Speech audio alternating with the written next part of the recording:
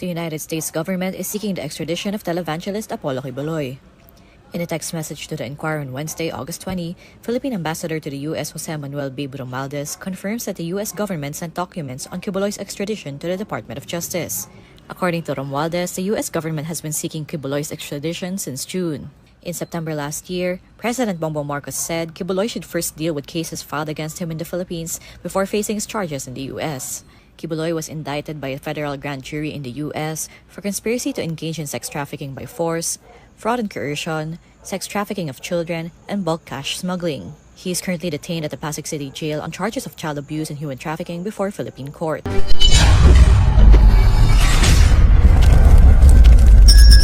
Ito na ang kinatatakutan ni Pastor Apollo Kibuloy, ang self-proclaimed appointed son of God, na matagal din siyang namayagpag sa kanyang relihiyon, ang Kingdom of Jesus Christ, at meron siyang kaharian. Kung maalala ninyo, noong nagtago siya kasagsagan sa paghanap dahil siya wanted sa patong-patong na warrant of arrest, meron pang warrant of arrest sa Senado at Kongreso, at meron pang sa mga kaso niya, naglabas siya ng opisyal na pahayag. Ang opisyal niya na pahayag ay kaugnay sa una, may kondisyon siya. Susuko siya kung ang presidente mismo, ang Department of Justice, ang NBI at ang PNP chief ay lalagda na di dapat siya i-turn over doon sa US. Bakit kaya takot siya na haharap sa kanyang mga patong-patong na kaso doon sa Estados Unidos? Dahil ba wala siyang mapagsandalan doon? Pero kakalabas lang na balita, eto, kinumpirma ng Department of Justice ang kinatatakutan ni Pastor Apollo Kibuloy na extradition ay dumating na ang mga dokumento. Ulitin natin ang balita. The United States government is seeking the extradition of televangelist Apollo Kibuloy. In a text message to the Inquirer on Wednesday, August 20, Philippine Ambassador to the U.S. Jose Manuel B. Romualdez confirms that the U.S. government sent documents on Kibuloy's extradition to the Department of Justice. According to Romualdez, the U.S. government has been seeking Kibuloy's extradition since June. In September last year, President Bongbong Marcos said Kibuloy should first deal with cases filed against him in the Philippines before facing his charges in the U.S. Kibuloy was indicted by a federal grand jury in the U.S. for conspiracy to engage in sex trafficking by force, fraud and coercion, sex trafficking of children, and bulk cash smuggling. He is currently detained at the Pasig City Jail on charges of child abuse and human trafficking before Philippine courts. So, ang tanong, i-turn over kaya ito ng Department of Justice sa Estados Unidos batay sa mga dokumentong natanggap nila? Kinumpirma ngayon pa lamang itong mga dokumento sa extradition kay Pastor Apollo Kibuloy. Pero, ang patong-patong na kaso niya dito, maiwanan ba ni Pastor Apollo Kibuloy? Kung siya dalhin sa Estados Unidos, ano ang sitwasyon sa mga kasong lilitisin dito sa ating bansa? Ano sa palagay ninyo? Comment kayo below. And then, sa matagal na panahon na mayagpag si Pastor Apollo Kibuloy, isa siya sa mga tagapagtuligsa sa doktrina at pananampalataya ng simbahang Katoliko, lalo na sa mga santo, sa purgatorio na nauna nating tinatalakay, at sa Holy Trinity, dahil di naniniwala si Pastor Apollo Kibuloy ng Holy Trinity, one is siya. So, bago tayo papasok sa debate, ito ang tinatalakay sa iyong araw kaugnay kay Pastor Apollo Kibuloy. Siya ba'y negosyante na ang kanyang puhunan ay ang Biblia? Isang bagay na hanggang ngayon ay pinag-uusapan. Isa nga ba siyang propeta o isang negosyante na ginagamit ang pangalan ng ating Panginoong Diyos para kumita at para yumaman? Apollo si Kibuloy. Siya ang isang pastor na naging kilala, lalo na nang naging kaibigan niya, ang dating Pangulong Rodrigo Roa Duterte. Lalong higit naging kilala siya dahil sinasabi niya na siya raw ang appointed Son of God. Ginawa lang niya akong hinirang niyang anak sapagkat tapat ako sa kanyang mga salita. So dito lang sa Pilipinas natin makita mga kapatid. Una, merong Diyos Ama. Taga saan yan? PBCM. No? Sa Misamis Oriental na kabasi. Ang kanilang founder ay kinikilalang Diyos Ama. Pero kung punta ka naman doon sa Dinagat Island, meron namang napakilala doon na Diyos Espiritu Santo. Yeah. Sa Misamis Oriental may PBCM. Doon sa Dinagat Island may PBMA. Si Tomas Eugenio doon. No? So, sa Davao din, may appointed Son of God. At sa Punta Santa Ana, Manila, may anghel, si Felix Manalo. Abay, grabe talaga dito sa Pilipinas, no? Ang Peking Trinity nakatira sa Mindanao mismo. Oh. So, at may anghel nandyan sa Luzon. So, tuloy natin to. Before they can come to the Father, they go through me. Every human being. Wala nga yung katotohanan. Ako ang daan at ang buhay. Pag di kayo dumaan sa akin, hindi kayo pupunta sa langit. Yan. Inangkin talaga niya ang karapatan na para sa ating Panginoon Jesucristo San Juan. Na sinabi niya, I am the way, the life, and the truth. At yun din. Inaangkin ni Pastor Apollo Kibuloy at daming naniniwala sa kanya. At pagkatapos nga nito ay naging katawa-tawa ang pangalang Pastor Apollo Kibuloy sa internet, sa social media at maging sa publiko. Pinakakalaban ni Carlos. Feeling ko si Kiboloy.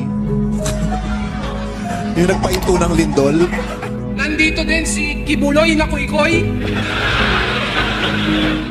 Ngunit noong nire-research ko mga kaibigan ang mga bagay patungkol kay Pastor Apollo Kibuloy, tinitingnan ko kung sino nga ba ang pinakamayaman na pastor sa buong mundo.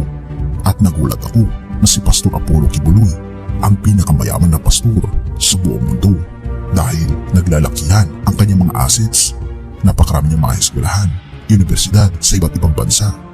Meron din siyang mga private planes na nagkakalaga ng ilang mga milyon na kung ito ay i-estimate ay nakakalaga ito ng 900 million pesos. Mayroon din siyang Mercedes-Benz na G-Class na umabot ng 16.5 million pesos. Kingdom na kung ito ay matatapos ay magiging mas malaki pa ito sa Philippine Arena ng Iglesia ni Cristo na umabot ito ng 13 billion pesos. Ang Glory Mountain ni Pastor Apollo Kibuloy ay umabot ng 1 billion 500 million pesos. Sunshine Media Network International o SNNI, isa itong television network na ang nagmamayari ay walang iba kundi si Pastor Apollo Kibuloy din na nagkakahalaga ng 1 billion 500 million pesos. Where in fact mga kaibigan, si Pastor Apollo Kibuloy ang nagpahiram ng eroplano sa dating Pangulong Duterte. Si Pastor Kibuloy ang nagpahiram po ng eroplano at helicopter kay Duterte noong panahon ng kampanya.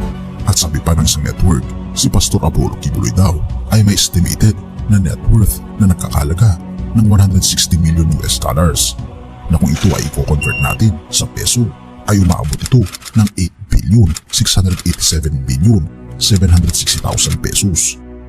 Oo mga kaibigan, ganito kayaman si Pastor Apollo Kibuloy. Ngunit ang tanong ay, saan nga ba galing ang kayamanan ni Pastor Apollo Kibuloy? Ang Kingdom of Jesus Christ ay naitatag noong September 1, 1985 na kung saan nagsimulang mag-preach si Pastor Apollo Kibuloy sa Villamor, Agdao, Davao City na mayroon lamang siyang 15 members at dito niya na-receive ang critical responses na siya ay nagkiklaim na siya daw ang appointed Son of God. Oo, inaangkin niya na siya raw ang anak ng Diyos. Ngunit mayroong statement pa si Pastor Apollo Kibuloy na siya raw ang Father mismo. Oo mga kaibigan, na-promote na ang pagsabi ni Pastor Apollo Kibuloy na hindi lamang siya appointed Son of God, kundi siya rin ang God the Father. At kung ating makikita, tila baga may behind the scenes ang mga ginagawa ni Pastor Apollo Kibuloy. Imagine, maliban na siya ang appointed son of God, may aral pala si Pastor Apollo Kibuloy na siya din ang God the Father? Roy, at kung ating makikita, hindi ba't nakakatuda na ang pastor na ito ay hindi talaga tunay na propeta, kundi siya ay isang negosyante? Ano sa tingin niyo, mga kaibigan? I-comment mo naman sa ibaba upang malaman ko rin ang iyong kuro-kuro. At balik tayo sa ating katanungan. Saan nga ba nanggagaling ang kayamanan ni Pastor Apollo Kibuloy? Ang tanong dito, kung meron ng extradition para kay Pastor Apollo Kibuloy, natanggap na sa Department of Justice, meron na kayang warrant of arrest din?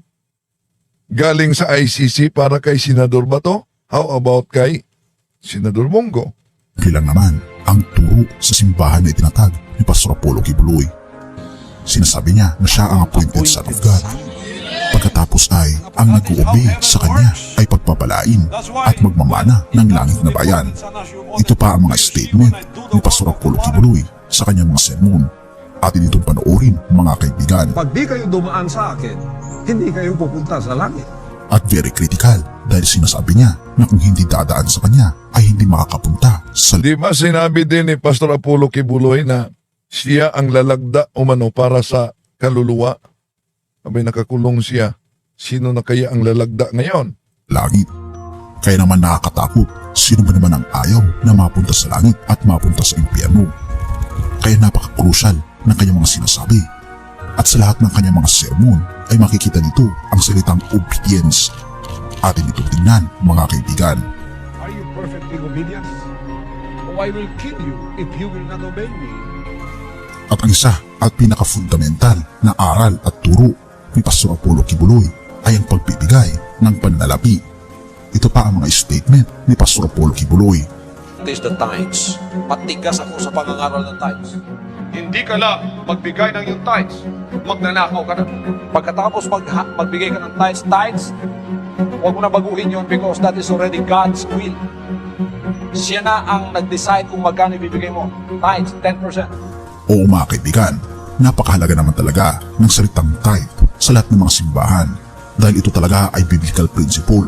Kaya lang, dito na pumapasok ang ibang turo ni Pastor. Okay, ang narrator nito sa iyong araw, 70 Adventist, meron sila ding tithes. Ang 70 Adventist. 10%. Ganon din kay Pastor Apollo Kibuloy. Maliban na meron siyang mga humihingi ng mga abuloy sa iba't ibang panig sa mundo at yung iba'y nagkunwari na mga pipi, di ba?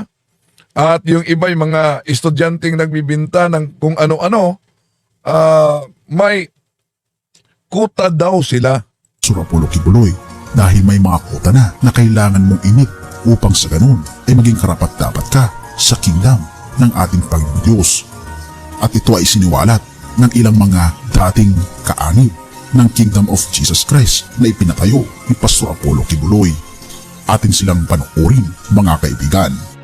I have given right away a financial quota, like just right away. When I get back, I just stop by and they're giving me like 2,000 Singapore dollars. At dito nga, nabalita rin sa Rappler ang patungkol kay Pastor Apollo Kibuloy noong December 10, 2021. Root of all evil, Kibuloy Church demands for money, mire followers in death. Kung gusto mo talaga na mapabilang sa Kingdom of Jesus Christ na ikaw ay makapunta sa langit na bayan, ay kailangan mong maging spiritual worker. Ito pa ang bagit ni Pastor Apollo Kibuloy. Atin siyang pakinggan, mga kaibigan. Towards the end of the events, there is encouraging message that whoever want to join and become a full-time worker, it's going to be a great calling. This is the best calling of your life because you're going to be serving the best of the Lord Jesus Christ. Mga manggagawa sa Espiritu. Yung manggagawa, yun ang tatanggap ng reward. Ang reward ay buhay na walang hanggan. Kaya huwag kayong Dami manatiling talaga convert. naniniwala ni Pastor Apollo Kibuloy. Di ba sabi niya, ang mga miyembro niya ay aabot daw sa mahigit 8 milyon.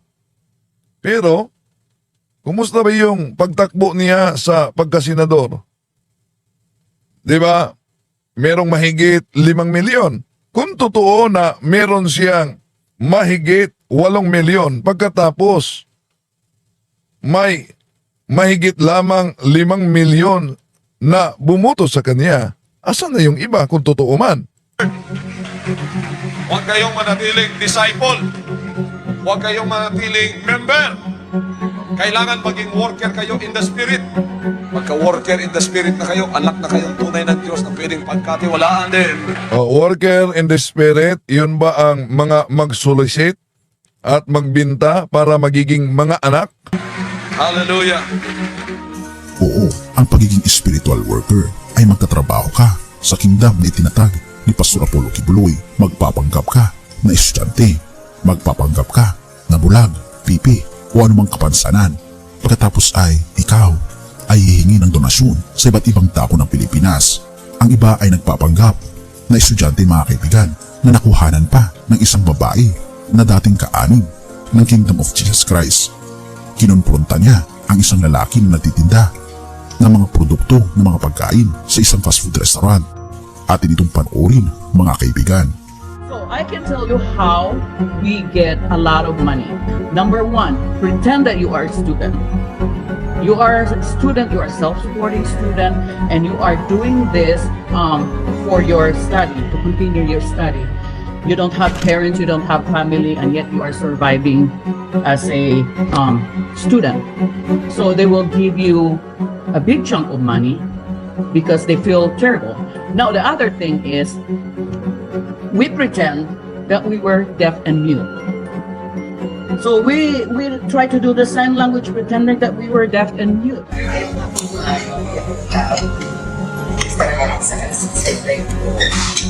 Dati ako ganyan. Dati trabaho ko yan. Dati ako kakibuloy. Itong trabaho ko, namimigay ng letter sa mga customers sa fast food. Nagtitinda ng kakanin, pastillas. Ganun din ang trabaho ko. Alam mo, kilala ko yun. Para kay Pastor Kibuloy yan. Miyembro ng Kibuloy nagpalimos sa airport para ibigay kay Kibuloy. Anong ginawa mo dyan? Ha? Anong ginawa mo dyan? Kasi wala ng miyembro mo na nagbinta ng photo na Kibuloy. At kung ating makikita, mga kaibigan, in-interview at kinonfronta si Pastor Apollo Kibuloy ng isang journalist na dumalo pa sa Davao upang tanungin ang mga katanungan na kung bakit napakayaman niya habang ang mga miyembro niya ay sobrang naghihirap. Ito pa, atin itong panoorin, mga kaibigan. This may be the most beautiful spot in the Philippines, and it's paid for by people who live on $2 a day. So how do you justify your lifestyle? I mean, your watch could probably feed 100 families for a month. If it's not God's will for me to have these things I have, you can take it away. It is God's will that we follow. If it is God's will for us to live like this, you know, you can have a broken heart looking at me, but what can you do? At sobrang nakakamangha ang mga kasagutan ni Pastor Apollo Kibuloy patungkol sa mga bagay na ito. At ang katanungan ay, hanggang kailan magiging ganito si Pastor Apollo Kibuloy? Not until nagkaroon ng iba't ibang kaso si Pastor Apollo Kibuloy na may kinalaman sa child trafficking. Hindi lamang child trafficking, kundi sexual trafficking, mga kaibigan, na ito ay isang mabigat na kaso na ipinaparatang kay Pastor Apollo Kibuloy ng United States of America. Wanted na ng FBI sa Amerika ang religious leader na si Pastor Apollo Kibuloy dahil sa pagkakasangkot umano sa sex trafficking, panloloko at pagpupuslit ng pera. At kung ikaw, mga kaibigan, ay kaanib ng Kingdom of Jesus Christ ni Pastor Apollo Kibuloy, ay wala po akong hangarin na kayo ay siraan maging si Pastor Apollo Kibuloy. Atin lamang ipinapakita kung ano ang katotohanan. Ika nga sa John 8 verse 32, at malalaman mo ang katotohanan at ang katotohanan ang magpapalaya sa iyo. Tunay, mga kaibigan, na hindi kay Pastor Apollo Kibuloy ang susi patungo sa langit na bayan na binabanggit sa 1:14 verse 6. 1:14 verse 6, sumagot si Jesus, "Ako ang daan, ang katotohanan at ang buhay. Walang makakapunta sa Ama kundi sa pamagitan ko." Mga kaibigan, walang ibang daan kundi ang ating Panginoon Hesus lamang.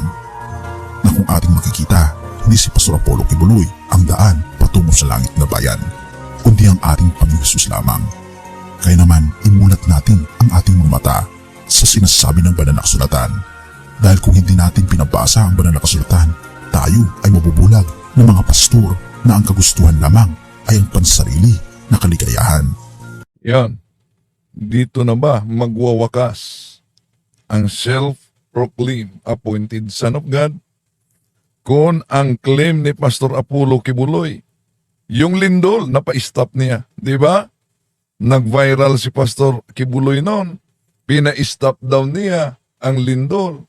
Ngayon, mapa-stop kaya ni Pastor Apollo Kibuloy? Itong kinatatakutan niya noon na wag siyang i-turn over sa Estados Unidos.